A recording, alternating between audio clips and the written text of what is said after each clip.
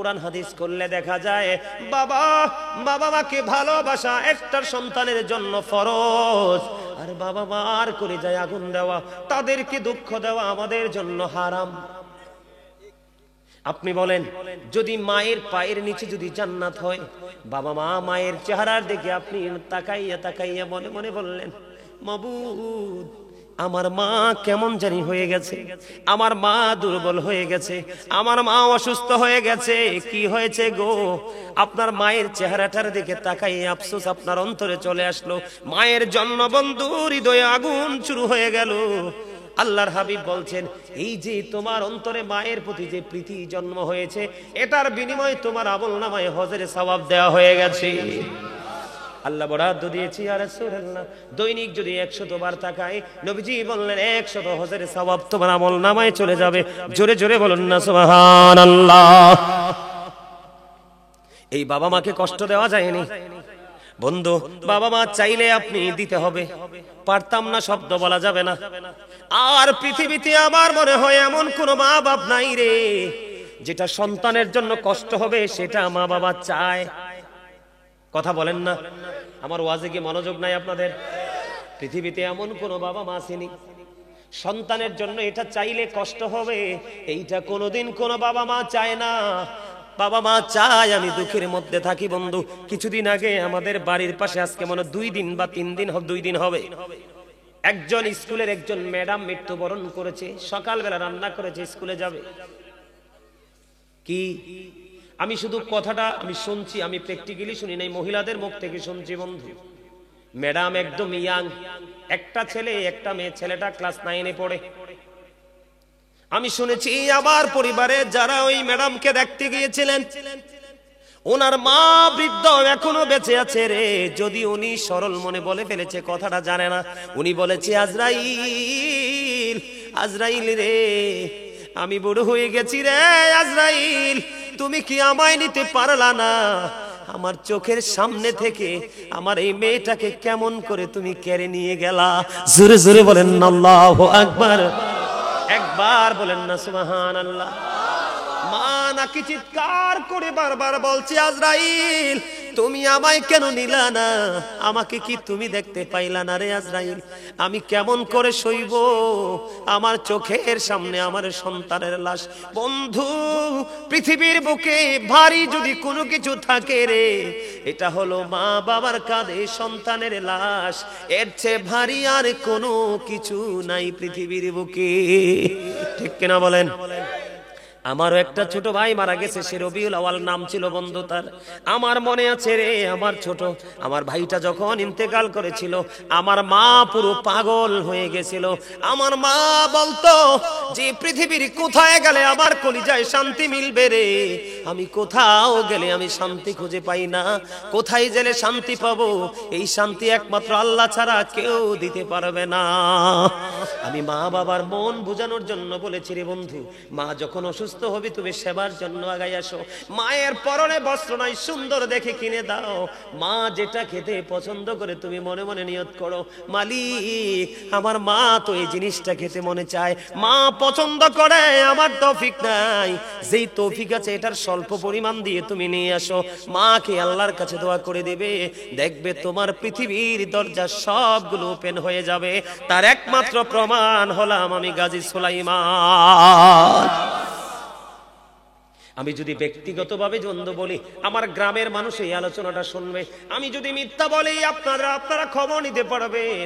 আমার জীবনে আমি মায়ের এত বেশি কাপড় ধুয়েছি, মনে হয় না কোনো মেয়ে, এখনকার যুগের মেয়ে মার কাপড় ধোয়। এখনকার মেয়েরা এত বড় বেয়াদব। ও বন্ধু, স্কুল কলেজের কাপড়গুলো অসুস্থ মায়ের জন্য রেখে যায়, মা তুমি এগুলো কি ওয়াশ করে দিও, ঠিক না ঠিক? আর আমি গাজী সুলাইমান মা গোসল করার পরে বলতাম মা এটা রেখে দেন আমি ধুয়ে দিব। অসংখ্য দিন মায়ের কাপড় ধুয়েছি, মায়ের সাথে বন্ধু হাড়ি পাতিল মেজে দিয়েছি। মা যেই কাজটা করতে কষ্ট পাইতো সেই কাজটা আমি মাকে করে দিতাম। তার কারণ মায়ের মলিনতা, মায়ের পরিশ্রম, মায়ের কপালে ঘাম দেখলে আমার কোনোদিন সহ্য হয় না। জোরে জোরে বলেন না সুবহানাল্লাহ। মা এত বড় নিয়ামত। মায়ের প্রেমিক যে সন্তান মা হারাইছে বন্ধু, সে বুঝে রে পৃথিবীর কেউ নাই ডাক দিয়া ঘরে নেওয়ার। কথা বলেন আছে পৃথিবীতে বন্ধু? গতকালকে আমি বগুড়া থেকে আসার সময় আমার একটা ছেলে, আমার সফর সঙ্গী, সে বলে ভাই আমার বাবা চলে গেছে, এখন আর আমি সারাদিন সারা রাত্র বাইরে থাকলেও কেউ আমাকে একটা মিনিট ফোন দিয়ে জিজ্ঞেস করে না তুই কোথায় আছিস। এটাই বন্ধু বাস্তবতা। মা বাবার প্রেমের ভুবন, এই ভুবনে যদি কোনো সন্তান ঢুকতে না পারে, মা বাবার কলিজার মধ্যে যেই প্রেমের ভবন আছে রে, ওই ভবনে যেই সন্তান ঢুকতে পেরেছে তার জীবনে বন্ধু ভ্রমণ শুরু হবে। মৃত্যুর আগে সেই ভ্রমণ শেষ করতে পারবে না, সেই বাগান ভ্রমণ করে। এটা পৃথিবীর সকল কিছুর চাইতে বড় মা বাবার কলিজায় বন্ধু যেই বাগানটা আছে। কিন্তু সন্তানগুলো একটুখানি সুখের জন্য মা বাবার কলিজায় বন্ধু আগুন জ্বালাই দেয়। এই আগুন তোমাকে উপারে বন্ধু পুড়িয়ে ছাই করে দিবে, কোনো দিন তুমি বুঝতে পারবা না। এই কারণে আমি ওই ছোট্ট কালে ক্লাস 9-10 যখন পড়ে একটা গজল লিখেছিলাম বন্ধু বাবা মাকে নিয়ে। কেমনে গেলা পাখি দিয়া মাগো আমায় একা ফেলে, দিবানিশি তুষের আগুন এই হৃদয়ে জ্বলে। বলেন কেমনে গেলা পাখি দিয়া মাগো আমায় একা ফেলে, দিবানিশি তুষের আগুন এই হৃদয়ে জ্বলে। হায়রে কান্দা কান্দা হইছে রে নদী মা,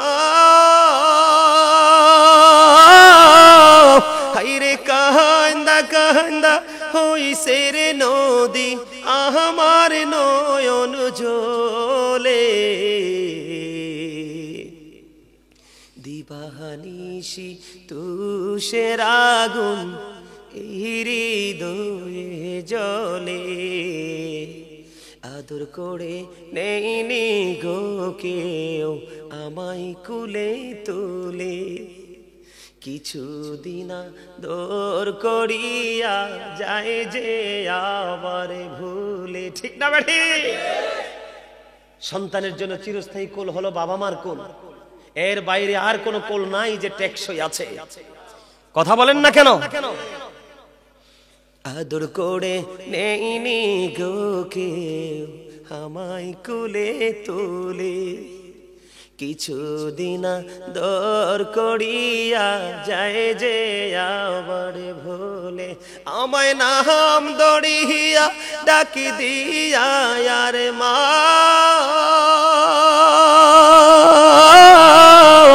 আমায় নাম দড়িয়া ডাকি দিয়া আর কে নিবে রে ঘরে। দিবানিশি তুষের আগুন এই হৃদয়ে জ্বলে। ঠিক না বা ঠিক? ডাক দিয়ে নেওয়ার মতো কেউ আসেনি। ও বন্ধু, সেই ছোট্ট থাকতেই গজলটা লিখেছিলাম, অনেকবার অনলাইন থেকে, ভাল লাগলে শুনে নিবেন।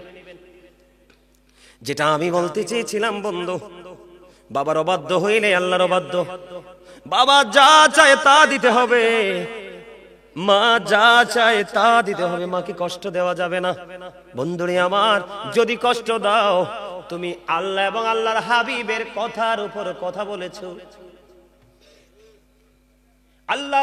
আল্লাহ রাসূলের কণ্ঠস্বরের উপর তুমি কণ্ঠস্বর উঁচু করেছো। আল্লাহর হাবিব বলেছে তুমি করো না, তুমি করেছো। কথা বুঝতে পারছেন নি বন্ধুরে আমার? আল্লাহর হাবিবের কণ্ঠস্বরের উপর যদি আপনার কণ্ঠস্বরটা উঁচু হয়ে যায়, আপনার জীবনের যত কর্ম এগুলো মনের অজান্তেই বন্ধু শেষ হয়ে যাবে। জোরে জোরে বলেন আল্লাহু আকবার। আমি আপনাদেরকে বন্ধু একটা হাদিস শরীফের একটা অংশ বিশেষ আপনাদের সামনে তুলে ধরবো। ছোট্ট একটা হাদিস, আমার দিকে তাকান, আমি আগে নেগেটিভটা আপনাদের সামনে তুলে ধরবো বন্ধু।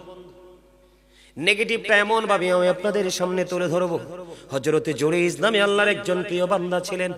ওই জুরাইজ মানুষকে নিয়ে একত্রিত হয়ে আমল করতে তিনি পছন্দ করতেন না। লোকালয় থেকে অনেক দূরে উনি একটা হুজরা বানিয়েছিলেন। হুজরাটা বানিয়েছিলেন তিনি মাটি দিয়ে। গভীরভাবে খেয়াল করবেন বন্ধু, অত্যন্ত গুরুত্বপূর্ণ শিক্ষা। আপনার জীবনে নামাজের সওয়াব আছে, দানের সওয়াব আছে। ও বন্ধু, সব ধরনের নেক আমল আপনার জীবনে আছে, কিন্তু বাবা মার সাথে ভালো সম্পর্ক নাই। আপনার এই আমল কখনোই আল্লাহর দরবারে গ্রহণযোগ্য নয়। পৃথিবীর কোন আমল আপনাকে আল্লাহ পর্যন্ত পৌঁছাতে পারবে না, যেটা যত তাড়াতাড়ি ও বন্ধু বাবা মার ভালোবাসা আপনাকে নিয়ে যেতে পারবে। আপনারা এখান থেকে শিখতে পারবেন বন্ধু। অনেক আলোচনা করব, থাকবেন তো? সবাই শুনতে রাজি তো? কে কে শুনতে রাজি হাত তোলেন। মারহাবা।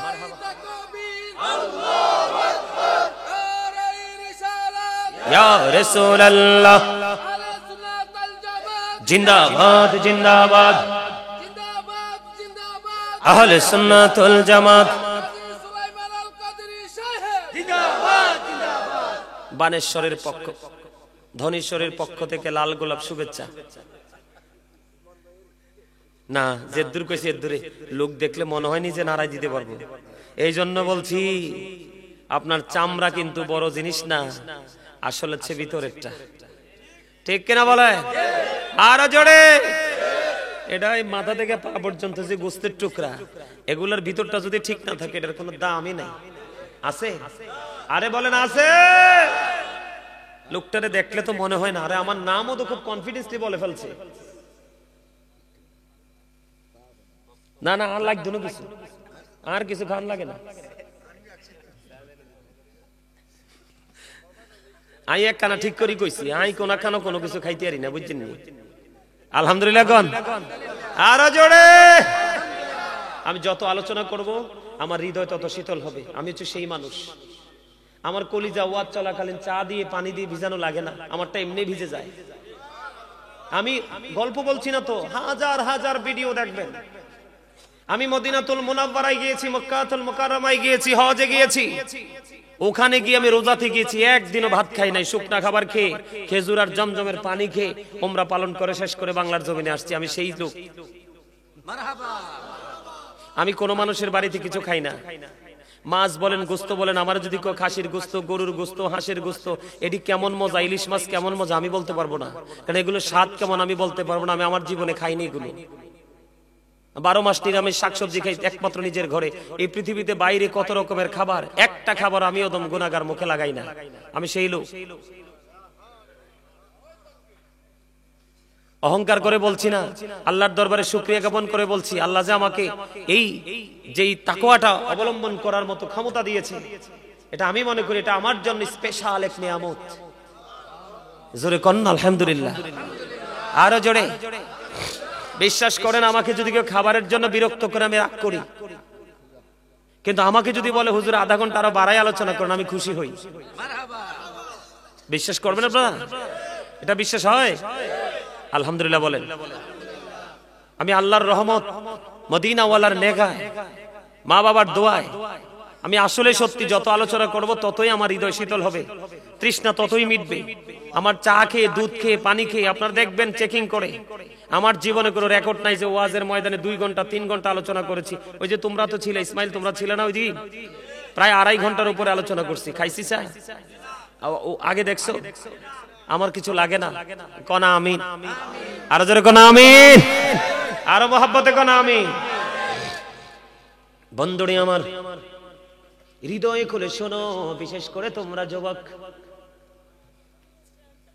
আমি এখনো পর্যন্ত, আমার মা ওই দিন বলেছে, আমার গাজী সুলাইমান এখনো আমার কাছে সেই ছোট্ট ছেলে। সুবহানাল্লাহ বলবেন না? এবার বোঝেন মায়ের কলিজায় আমার বসতিটা কত বৃহৎ। একজন প্রশ্ন করেছিলেন আমার মাকে, আমার মা এক জায়গায় গিয়েছিলেন একটা দাওয়াতে, আমার ফ্যামিলি পরিবার সহ। মা বলতেছে আমি চলে যাই তাড়াতাড়ি, কারণ আমার ছেলেটা প্রোগ্রামে যাবে, তাকে হাদিয়া দিতে হবে। আরেকজন প্রশ্ন করেছিল, আপনি কি বললেন এইটা? আপনার এত বড় ছেলে, এটা কি ছোট্ট ছেলে নাকি যে এখনো আপনার পকেট থেকে টাকা দিতে হয়? আমার মা বলেছে, আমার ছেলের আমার টাকা ছাড়া তার দিন চলে না, রাত চলে না। প্রতিদিন আসার সময় মার কাছ থেকে গাড়ি ভাড়া নিয়ে আসি। বন্ধু বিশ্বাস করবেননি, এটা যুবক তোমাদেরকে বোঝানোর জন্য বলি রে। আমার কলিজায় মায়ের প্রতি এত বেশি রেসপেকটেশন, মা আমার 100 টাকা লাগবে দেন, 500 টাকা লাগবে দেন। মার কাছ থেকে খুঁজে খুঁজে বাজার করি, মার কাছ থেকে এটাতে আমি অনেক প্রশান্তি পাই। যা করি সবগুলো মুঠ করে নিয়ে মায়ের কাছে দিয়ে দেই। মা কি করেছে এটা দ্বিতীয়বার আর জিজ্ঞেস করি না, মা আপনার কাছে দিলাম, এই টাকাগুলো কি করেছেন এটা আমি একটা বারের জন্য মাকে প্রশ্ন করি না।